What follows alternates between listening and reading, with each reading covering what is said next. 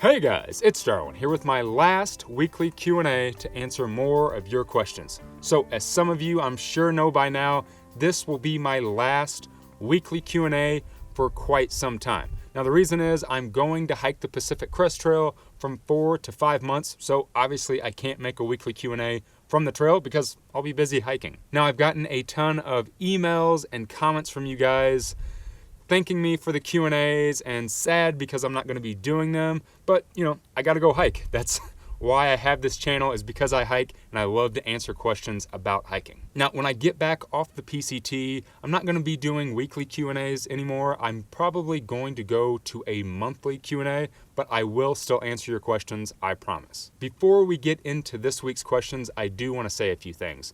First off, when I started this YouTube channel back in 2015, I had just gotten off the Appalachian Trail and I had hardcore post-trail depression. Now, if you guys don't know what post-trail depression is, it's just something that hikers go through when they're trying to adjust back to normal society since they've been in the hiking community for 4 to 6 months. So my whole purpose of this channel was for me to connect back to a hiking community that was out on a trail that I wasn't near. So I wanted to build a hiking community online and off trail. And the reason I started these Q&As was pretty much just to connect with the audience a little bit more. I was doing gear reviews and making advice videos, but I wanted to create that hiking community off trail, so that's where these stemmed out of. Really, it was just a secondary video that I was making every week just to put out more content, but it has become insanely popular, and I wanted to thank all of you so much for coming, adding your questions, sending video questions, interacting with the Q&A, giving me things to think about, and helping us all educate each other. Now, I know there's some of you out there that don't like the Q&As because you think that I answer the same questions every week and they're stupid questions and stupid answers, but the reason that I do them is because there is no stupid answer and there is no stupid question. Some of us have been doing this for quite some time. There's some of you out there that have never stepped foot on the trail, and everyone constantly has questions about what to do, where to do it, how to do it, and what advice they need to do it with. So that is where these stemmed out of. Thank you all so much for letting me communicate with you and letting us build a hiking community together. All right, so let's get into the reason that you're all here and let's answer some questions. Now, for this week's Q&A, I formatted it a little bit different. We're gonna start off answering some normal questions, then we're gonna do nothing but video questions, and then the last segment of questions is going to be what I like to call a Q&A shootout, where I'm just gonna answer a bunch of really short questions really fast. Now that you're down to the final week before the PCT, do you have any special final preparations? Do you carb up on pasta or have any special meals? How do you know that you're ready to go? Gorby, good question. No, I don't have any final preparations. Usually my final preparations are trying to get a bunch of stuff done right before I leave. Now, obviously, I'm busy shooting a bunch of videos, so you guys have something to watch until my first PCT hike video comes out. But aside from filming videos and editing and doing all of that, I've also been really busy building out my new van. So I posted some pictures over on Instagram of that build. Snuggles and I bought a new van at the beginning of the year, and then we've been working on converting it out so we can sell our trailer and move into it full time. Just because it'll be a little bit easier, it's more of a simplistic design, and that's what we're all about. Aside from that, I'm pretty much just spending time with Snuggles and getting out on day hikes as much as I possibly can to get ready for the PCT. In those situations where you have to embrace the suck, what's going through your head? Do you just zone out and trudge on, or do you think about anything?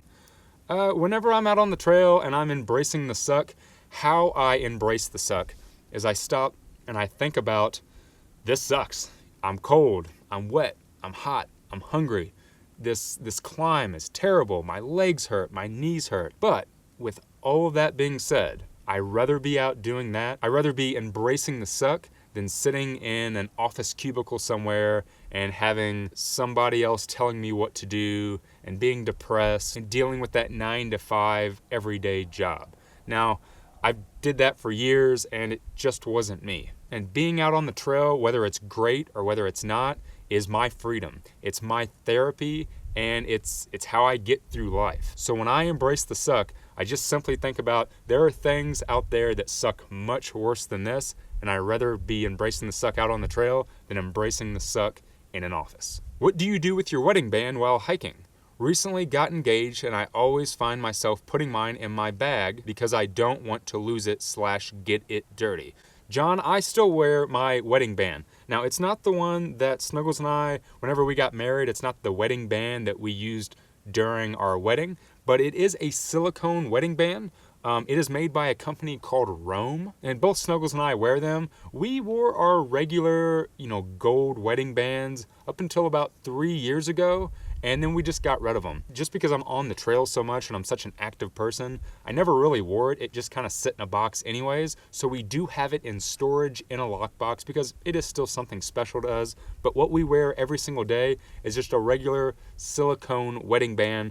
That way, if it does get messed up, if it does get dirty, I can just throw it away and I can get another one. Rome is really cool because you can buy a whole pack of wedding bands. So instead of just buying one, you actually get a whole pack of them. And then, if one gets nasty or it tears up, you can just throw another one on. So I have like a whole pack of these black wedding bands. And if I break one, I just grab another one. If you want to check out Rome's website, I'll put a link down in the description box. You can go look at all of their different colors and styles and stuff, and then maybe think about ordering one because that's what Snuggles and I do. Why do you wear leotards under your shorts? Kind of look like a girl, but that's fine if that's the look you're going for. So I'm assuming by leotards you mean my tights that I constantly hike in. So the reason a lot of long distance hikers and just hikers in general wear tights is because they're light, they're good leg coverings instead of pants, and they just keep you warm. You can use what's called the through hiker layering system. So I hike in a pair of shorts normally, and then I have my tights. So if I'm cold and I'm hiking, I can throw the tights on under my shorts and it creates pants. I can sleep in just my tights at night to keep me a little bit warmer. And yeah, maybe I just want to look like a girl. All right, guys, next up are the video questions. Hey Darwin, it's your senior fan club of Gilbert, Arizona. Hey, we're getting ready to go to Alaska in June, and I don't think I've heard you talk about whether or not you've encountered a bear on the trail, and if so, what did you do about it? We're super excited, and we can't wait to see your videos from the PCT. Yeah, I've seen a ton of bears on the trail. Now, I've never seen a brown bear or a grizzly bear or a polar bear or a panda bear, but I have seen a ton of black bear on the Appalachian Trail. They're pretty much like big raccoons. They are everywhere, especially whenever you get into states like New Jersey. We've seen a ton of bear in New Jersey. Really out there on the trail, they're more of like a nuisance than they are a danger, honestly. Now, there are some bear attacks that happen every once in a while, and maybe 1, 2, 3 a year. Now, I know I just said that, and there's going to be a bunch of you that are going to throw a bunch of information at me. I don't know for a fact. However, bears out on the AT and black bears in general are more of just a nuisance. It's really grizzlies and brown bears and obviously polar bears that you have to worry about. And how I deal with them, I just leave them alone. There's no sense in annoying a wild animal out in nature, whether it's a bear or a moose or a deer or anything. Leave it alone. Chances are it'll leave you alone. Practice good leave no trace principles. Don't leave your food out. Properly hang your bag in a tree so a bear has no reason to even come into your camp, and you should be fine. Hi Darwin, I'm Eric. This is Emery. We're out here on the Florida Trail in Orlando, Florida, and I think I have a unique question for you. So I'm a cameraman who films outside for a living in Florida where it's always hot, it's always humid, and it's always raining a lot during the year. And I'm looking for clothing that will protect me outside because I don't wear sunscreen because I don't want it to get all over the equipment. So I'm looking for something that will like totally protect my body from the sun, that will be light and breezy enough to keep me cool because it's so hot outside, and that will also wick away sweat from my body and keep me safe from the rain. If you could help me out with that, that would be amazing. And bonus, I could wear it hiking, and that would be even better. So thanks a lot. Love your videos. See you later. High five, Emery. I'll get that later. So the hiking shirt that I typically wear is the Columbia Silver Ridge Lite shirt. I talk about it a lot in my videos, and you'll see me wearing it all the time. It's the long sleeve collared light blue shirt. It is wicking. It is good sun protection. It has a big vent in the back, so it helps your back breathe. So that is what I would suggest. There's a couple different brands out there. I think REI makes one. If you want to go like a little bit cheaper, I think Patagonia makes one. I think pretty much all of the major outdoor apparel brands make some sort of long sleeve wicking sun protection shirt. So check those out. But the one that I really like is the Silver Ridge long sleeve Lite. As far as pants, they do make Silver Ridge pants as well that are pretty much made out of the same material. So check those out too. Hey Darwin, this is Adam here in the Arboretum in Morgantown, West Virginia. My question for you is about down. I just got this down jacket that I'm very pleased with, but occasionally some of the feathers come out. Is that normal? And if it is, how long before a down jacket usually loses its oomph? Thanks, love your channel. Yes, that is totally normal. Down jackets just shed feathers. What actually happens is because of the baffles and the stitching, there's little bitty holes where obviously the stitch goes into the material. Feathers just kind of work their way out. The other thing is if it's a certain type of down feather that is in the jacket, like duckbill down versus goosebill, they have more stems on them, so the end of the feather, and those actually will poke through the material like the sil nylon, and then they come out that way. So yes, it is very normal for a down jacket to shed down. As far as when does a down jacket just kind of crap out, it really all depends. I would suggest finding out what the manufacturer recommends for washing your down jacket, and then just keep it washed every few months. Because whenever we're hiking and we're sleeping, all the oils and dirt and stuff in our skin definitely gets into that jacket, gets into the down. So definitely take care of your jacket, wash it properly, check your manufacturer's suggestions on washing it, and if you treat it right, it should last you a long time. All right, so the next series of video questions is from a school. There's a certain teacher that has been following my videos, and his entire class is going to be following my videos on the PCT. So this is a few of his students that had a few questions. My name is Sophia, and I'm a 6th grade student at Lite Charter School. My question is, how do you wash your clothes on the trail? Thank you for your videos. Hey Sophia, so I don't usually wash my clothes out on the trail. Now every once in a while I will maybe take my shirt off that I'm hiking in, and if I'm near a stream or a waterfall or something, I'll take it off, I'll get it wet, and I'll wring it out just to get some of that sweat and grime out. But as far as actually washing my clothes, I wait till I get into a town. So if I'm staying at a hostel or a hotel or some trail angel picks me up and takes me back to their house, that's where I wash my clothes. I don't like washing my clothes in the woods just because I don't want to take soap and get it into the natural environment, into the water, into the soil. Even if I'm using a pure cast style natural soap, it's just one of those things that I don't do. So most times I stay pretty grimy and pretty gross out on the trail, but occasionally I will rinse my shirt out in a stream or a waterfall. Hello Darwin, my name is Kai, and I'm a 7th grader at Lite Charter School. My question is, how many months does it take to hike the PCT?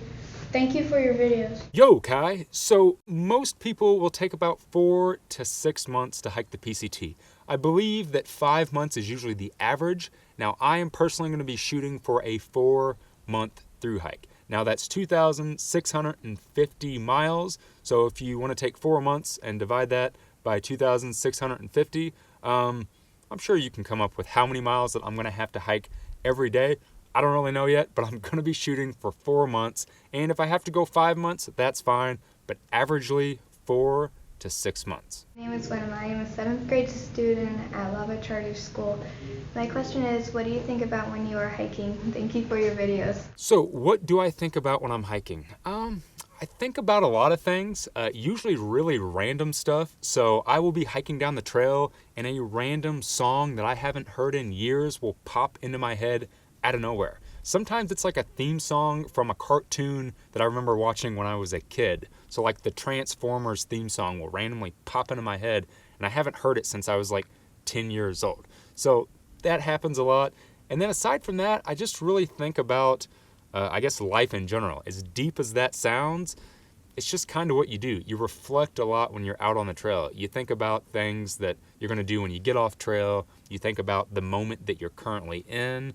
A lot of times I really think about the next trail. So when I'm out on the PCT, I'll be thinking about the next through hike that I'm ready to go and hit. My name is Shania, and I'm a 5th grade student at Lite Charter School. My question is, what kind of music do you listen to on the trail? Thank you for your videos. Shania, I have a super eclectic taste in music, and I listen to just about everything. Right now, out on the trail, what's on my phone, I've been listening to a lot of Chris Robinson Brotherhood. If you haven't checked them out, I highly suggest them. Just really easy, cool music. I listen to a lot of that. Every once in a while, whenever I'm just having a hard day and I just need to push out those miles, I'll listen to something a little bit heavier. I think currently on my iPhone right now, I have a Royal Blood album and a Black Flag album. So something a little heavier and a little grungier. And then a lot of times, just because I want to be in the moment, I'll listen to something very atmospheric and very airy. So I'm a huge fan of two bands in particular, a band called Explosions in the Sky and a band called Sigaros, which is my favorite band. So I have a lot of them on my iPod, and it's what's called post-rock. It's just very easygoing music, and it just really helps you get into the mood, being in nature and being on the trail and kind of paying attention to your surroundings. I think there's a couple hip-hop albums on there. There's some blues albums on there. I love jazz. I listen to just about everything, and I constantly swap back and forth depending on what my mood is during the day. All right, guys, this last series of questions is what I like to call Q&A shootout. I'm going to answer them as quickly as I possibly can with the shortest answer to get as many as I can in before the end. Darwin, do I need a bear canister on the Pinhoti Trail? No, not that I know of. I didn't carry one. I don't know anyone else that carried one. I just carried a bear bag, a hanging kit, and threw it up in a tree. PCT, Nobo or Sobo? Why? Nobo, and because why not? I hiked the AT Nobo, so I'm going to hike the PCT Nobo. I think all of the major trails I'm going to hike northbound, and then for smaller section hikes and smaller trails, I like the idea of hiking those southbound. I don't know, it's just kind of something you get into a groove of. I'm a northbounder, so I'm going to be hiking the PCT northbound too. Have you done the Colorado Trail? Do you plan to? No, I have not done the Colorado Trail. Yes, I totally plan to. It's very high on the top of my list of next through hikes, so I might be doing that one next, or I might not. But yes, I'm going to do it. Are you shaving off your beard and cutting your hair before the PCT? No. What is your people's obsession with my beard and my hair? It's not going anywhere. I like it. It's staying. Darwin, do you bring vitamins on through hikes? Yes, every once in a while I do bring a multivitamin. Sometimes I'll bring just something like zinc or magnesium to help me sleep at night. The funny thing is, every time that I bring them, I always forget to take them. So yeah, I do bring them, but most times I don't take them. And then the last question is not really a question, it's more of a statement, and that is, we'll miss you, Darwin. So thank you so much. I've been getting a lot of emails and a lot of comments of people acting like I'm going bye-bye. And I'm not coming back. So I'm not going anywhere. I'm still going to be doing a video a week. I just won't be doing the Q&As for 4 to 5 months. So I will be doing a hike video once a week from the trail. So keep an eye out for those. And hopefully you guys follow along with those. Hopefully you're not just here on the channel for the Q&As. The reason I do these videos is so I can go out and hike and I can gather information to share with you. So please follow my PCT Thru hike videos. I can't wait to bring you along. All right, guys, so that is it. That is all of the questions that I have time for this week and for the next 4 to 5 months. Again, thank you all so much for making this Q&A series what it's become. And hopefully when I get back, we can start up a Q&A series and probably do a monthly one. If you haven't had a chance yet, go over and check me out on Instagram. I've been posting a lot of new photos throughout the week. Plus, I'll be trying to post a picture a day from the PCT as long as I have signal. The other thing is, if you want to follow my wife Snuggles as she travels on a road trip up and down the West Coast, you should check out her Instagram too. She posts a lot of pictures of van life and riding and pretty much what she has going on. So go check her out and follow Snuggles on the trail as well. If you found any value in this video, go ahead and hit that like button. Subscribe to my channel if you haven't already. And as always, guys, thanks for watching.